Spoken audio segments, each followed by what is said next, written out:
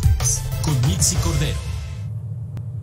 Y para platicar sobre este tema en este espacio de Contrastes, saludo con muchísimo gusto a Mónica Meltis. Ella es directora de Data Cívica, Mónica, pues me da muchísimo gusto poder platicar contigo, sobre todo porque seguramente podremos tener un panorama mucho más claro sobre estas fallas en los datos que se proporcionan, por un lado, por parte de los colectivos, por otro lado, las cifras oficiales por parte de nuestras autoridades federales e incluso las estatales que también lo aportan a la federación. ¿Cómo te va? Excelente tarde.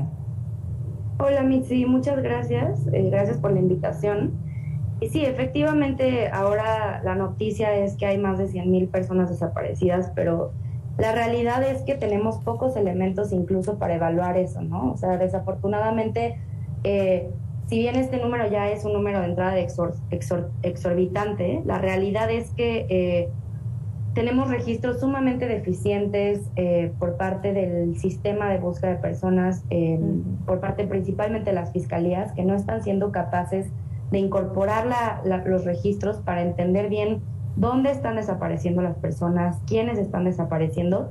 Y efectivamente, como comentaban las colegas de Madres Buscadoras de Tamaulipas, pues para emprender búsquedas, ¿no? Por supuesto que la primera búsqueda que tiene que existir es la búsqueda en vida, pero también sabemos desafortunadamente que existen condiciones pues muy poco favorables para poder identificar a las personas en las diferentes fiscalías y en los CEMEFOS del país, ¿no? Entonces, pues sí, desafortunadamente estamos en esta situación y creemos desde Data Cívica y también con diferentes colegas que las estrategias no han sido suficientes para poder salir del problema, y cada día sigue sumando y sumando más el número de personas desaparecidas, desafortunadamente. Desde Data Cívica, ustedes hicieron un estudio precisamente, digamos una investigación, analizaron estas cifras, lo que se ha dado a conocer, digamos también lo que se ha implementado por parte del gobierno federal, lo que se ha dejado también hacer el gobierno federal. Me gustaría que nos dijeras específicamente cuáles han sido las fallas que detectaron para que esta disparidad de cifras, que más allá de cifras, pues al final del día siguen siendo personas que no han podido ser localizadas, que no se sabe exactamente qué fue lo que pasó. Y quienes hacen realmente la chamba son todas estas madres, padres, hermanos, hermanas que integran los diferentes colectivos, que se convierten, vamos, en forenses, se convierten en antropólogos, en médicos, en un sinfín de profesiones que pueden llegar a tener. ¿Cuáles son esas fallas? Pues mira, específicamente nosotras hemos podido analizar el tema de la implementación de la ley, particularmente mirando los registros que son necesarios para poder identificar a las personas, ¿no? Ahorita sabemos que existe el Registro Nacional de Personas Extraviadas, Desaparecidas y No Localizadas, el REMPEDNO, que si bien está opera con muchísimas fallas, ¿no? Principalmente porque este registro se alimenta en su mayoría de fiscalías, ¿no? De información que las fiscalías generan. Y hay casos, por ejemplo, como el caso de Tlaxcala o el caso de Tabasco, en los que aparece que no hay ni una persona desaparecida, ¿no? En los últimos trimestres, cosa que es realmente cuestionable dado el contexto en el que estamos, ¿no? Y sobre todo platicando con colectivos de la región, pues ellas sí tienen casos de personas desaparecidas registrados y el registro no lo publica así, ¿no? Entonces, de entrada sabemos que hay un primer problema en términos de subestimación de la información, ¿no? De la información que sí existe, que es la del registro, el REMPEDNO que te comentaba. Pero hay todo un otro universo de registros que contempla la ley, que se tiene que generar para la búsqueda coordinada e inmediata de las personas, que no han sido generados aún, tales como el Banco Nacional de Datos Forenses, el Registro Nacional de Personas Fallecidas, no identificadas y no reclamadas, el Registro Nacional de Fosas, ¿no? Entonces, hay una serie, digamos, también de inconsistencias en términos de la implementación de la ley, específicamente en la posibilidad de generar estrategias de búsqueda, ¿no?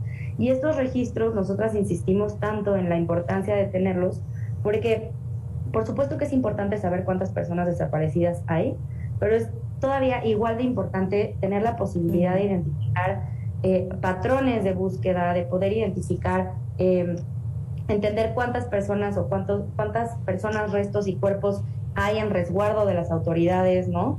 El rezago de identificación de personas pues es enorme, como ya sabemos, pero todavía no tenemos un diagnóstico claro de qué tan grande es y de qué manera podemos resarcirlo, ¿no? De qué manera podemos mitigarlo. Y este tipo de problemáticas son fallas directamente de las autoridades, que creemos desde Data Cívica que la gestión de información ha sido sumamente deficiente, y pues en realidad lo que esto implica es que no tenemos planes de búsqueda basados en evidencia, no tenemos planes de identificación, digamos, que nos permitan conocer masivamente la identificación de las personas, ¿no? Entonces, estas deficiencias en los registros en las cuales nosotros hemos insistido tanto, nos parece que son fundamentales de poder superarlas, de poder superar estos obstáculos para poder pues regresar a las familias a su casa, ¿no? Claro. Y esto es algo que han insistido también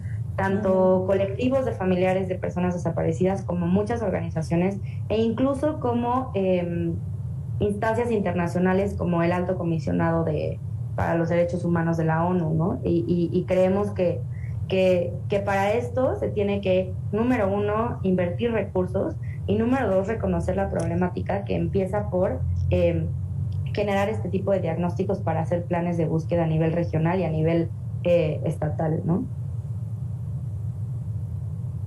Exacto, sí. A ver, incluso pues existen protocolos incluso que son internacionales. ¿Por qué no se han aplicado adecuadamente? Y ahorita tú lo decías, aplicar la ley, ¿no? Y eso es, me parece, una de las deficiencias que ha tenido nuestro país. Decían los abogados en su momento, nuestro país no tiene un problema de leyes, tiene un problema de la aplicación de estas leyes como tal. Y por otro lado, también te preguntaría, Mónica, esto que dijo también el presidente, de que como nunca antes se había hecho lo que se está haciendo ahora, que se está buscando, que se está dando todos los recursos para poder localizar a todas estas personas, pero me parece que todavía no les queda claro a las autoridades que lo primero que tienen que hacer es evitar, tratar de evitar que las personas sigan desapareciendo, porque sigue ocurriendo en actuales administraciones, tanto la federal como las estatales como las municipales. Es un hecho, es una realidad, porque seguimos viendo las fichas de búsqueda de las diferentes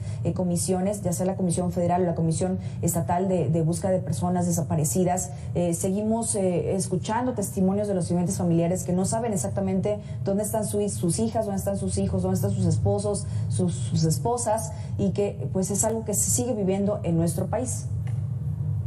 Pues mira, desafortunadamente este es un problema enorme al que nos estamos enfrentando, ¿no?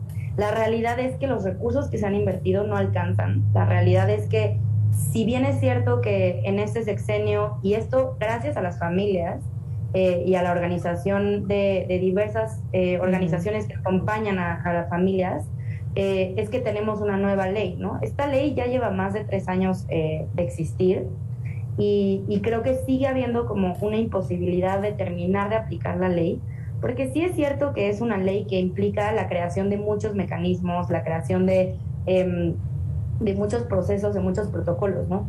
Pero creo que ahí está la ley, la tenemos que aprovechar, tenemos estas iniciativas, tenemos que aprovecharlas, y desafortunadamente no se han podido homologar a lo largo del país. Hay muchos estados que siguen rezagados, incluso en la aplicación en instalación de comisiones de búsqueda, en instalación de llevar sus propios registros, ¿no? Ya se han avanzado también en leyes estatales que también en un primer momento se hablaba mucho de la falta de armonización de las leyes. Eso ya está avanzando, ¿no? Y pareciera que seguimos encontrando excusas, ¿no? Y creo que, si bien es cierto que la magnitud del problema al que nos estamos enfrentando es enorme, eso implica que necesitamos respuestas mucho más fuertes y contundentes, ¿no? Por ejemplo, el poder generar diagnósticos como los que mencionaba antes. Para el caso de Devani, que tanto hemos escuchado, ¿no? Sabemos que hay una crisis de mujeres, adolescentes y jóvenes en el país de desaparición, ¿no? O sea, sabemos que las adolescentes de 10 a 19 años son las que más desaparecen, ¿no? De las mujeres. Y tan solo en el primer trimestre de este año, las mujeres de esta edad representaron el 44% de las mujeres desaparecidas, ¿no? Por ejemplo, a partir de estos diagnósticos, que la mayoría de las mujeres localizadas son encontradas en el mismo municipio que desaparecen, ¿no? Ahora, esto digo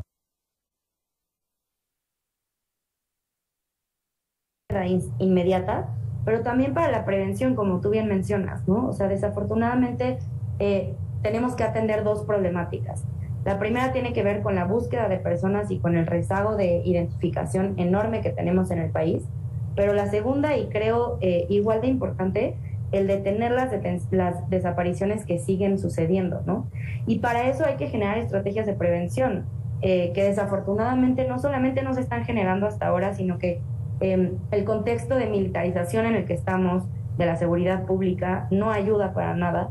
El contexto del abandono de las policías que hay a nivel al menos municipal, pero también estatal y federal, tampoco ayuda para poder prevenir este tipo de desapariciones.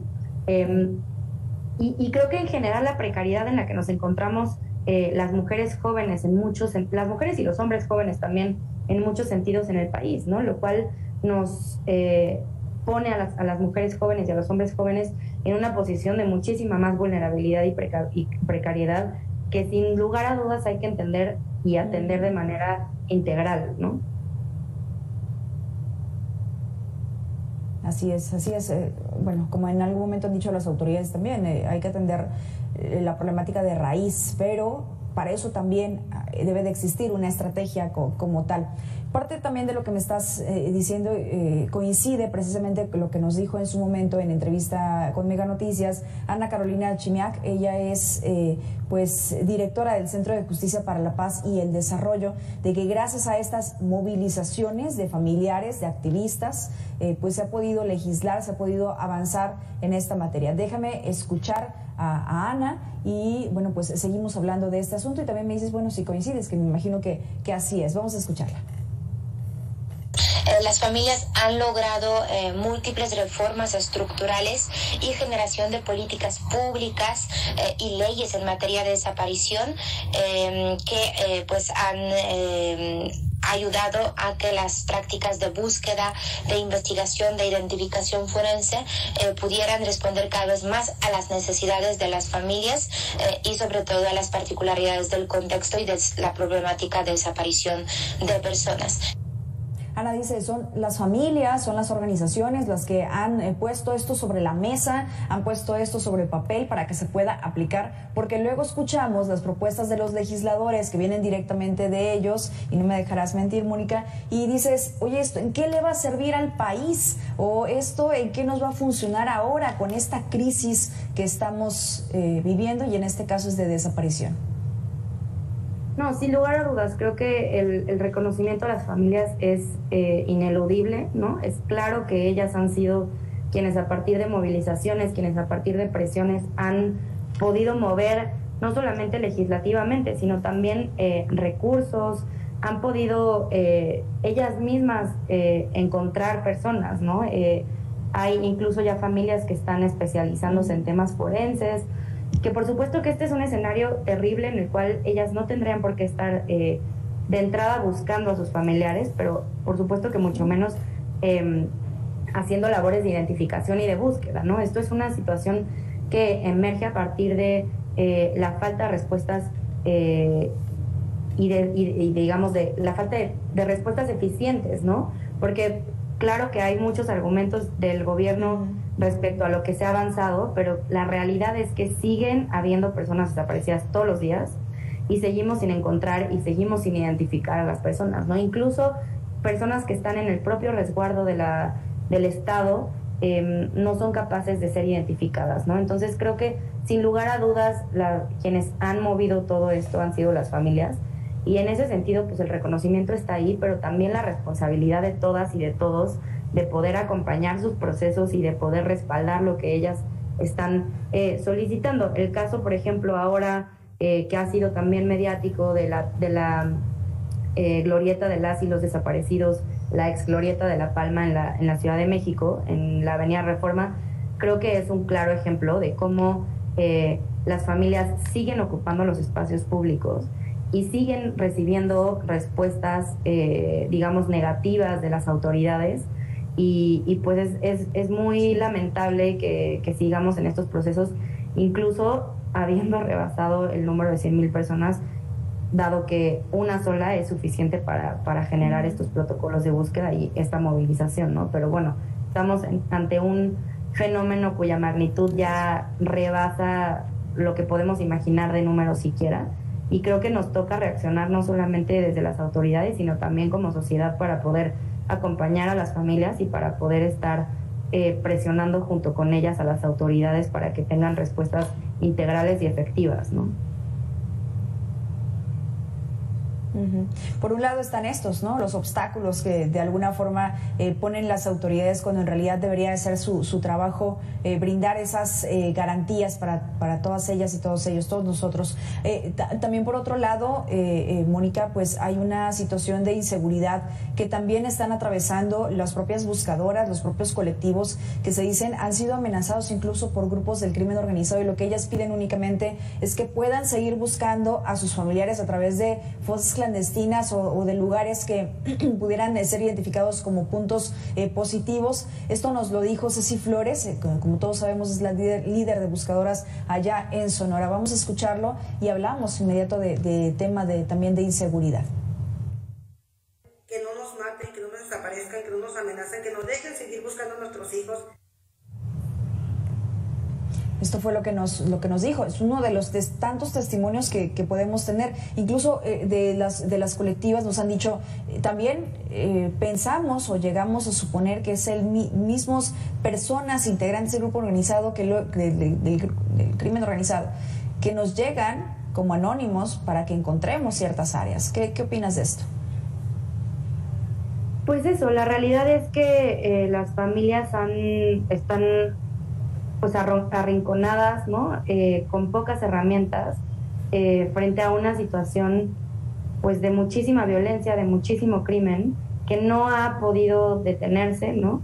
Que sin lugar a dudas ha tenido un aumento importantísimo a partir de la guerra contra el narcotráfico, pero que también responde a otros contextos, justo como ya mencionábamos, ¿no? Como de falta de oportunidades, de precarización, etcétera. Y creo que las familias, aunque hay una diversidad y una pluralidad de voces entre ellas mismas, su deseo principal es encontrar a sus familiares, ¿no? Y esto lo han dicho ellas algunas, incluso cuando esto implique no obtener justicia tradicionalmente como la conocemos, en un contexto además, que hay que decirlo, de muchísima impunidad, ¿no? Entonces también creo que ahí han surgido como, pues no sé, iniciativas importantes por parte de ellas para poder seguir buscando, pero también que ellas mismas en el camino de la búsqueda se han convertido en activistas, en mujeres defensoras de derechos humanos, y que eso mismo las ha puesto en una situación pues mucho más vulnerable, ¿no? En un contexto, en el contexto de un país como México, que tiene un nivel de criminalización y de violencia brutal hacia personas defensoras de derechos humanos, hacia personas periodistas. Una situación de revictimización tremenda, un contexto de muchísima violencia a personas periodistas, ¿no? A personas defensoras. Entonces, esto, digamos, en la búsqueda de sus seres queridos, pues han tenido que adquirir herramientas no solamente de búsqueda, sino también de activismo y de defensa de derechos humanos, ¿no? Y esto las ha llevado a una pues situación de mucha más vulnerabilidad, que yo creo que también el gobierno tiene una responsabilidad importante en atender a través de los mecanismos de protección de defensoras de derechos humanos, pero también a través del reconocimiento de esta problemática, ¿no? Que también ha sido negada no solamente para periodistas, sino para personas defensoras de derechos humanos a lo largo de este sexenio, y que creo que eso termina por continuar con la criminalización en un contexto además de falta de recursos para apoyo a las defensoras de derechos humanos, ¿no? La Comisión Ejecutiva de Atención a Víctimas pues está atravesando, ya lleva varios meses atravesando una situación pues sumamente complicada, ¿no? Entonces, pues sí creo que las familias están en una situación pues muy complicada, muy vulnerable y que encima de todo están siendo criminalizadas, ¿no? Entonces, creo que ahí, pues, digamos, toca el seguir acompañándolas y seguir presionando, pero también desde donde cada una estamos paradas, el hacer un trabajo para poder seguir impulsando el reconocimiento de su labor, no solamente como buscadoras, sino como defensoras de derechos humanos, ¿no? Que como defensoras de derechos humanos pues tienen una labor sumamente importante en un país como México, que es sumamente peligroso para en donde se ejercen muchas violaciones a derechos humanos, ¿no? Totalmente, y que haya mayor claridad en todo este asunto que es, me parece, donde ha estado en la opacidad.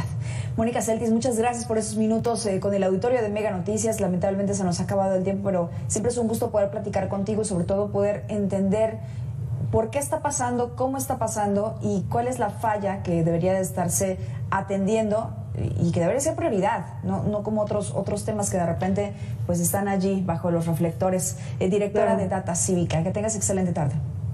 Gracias, igualmente, saludos al auditorio.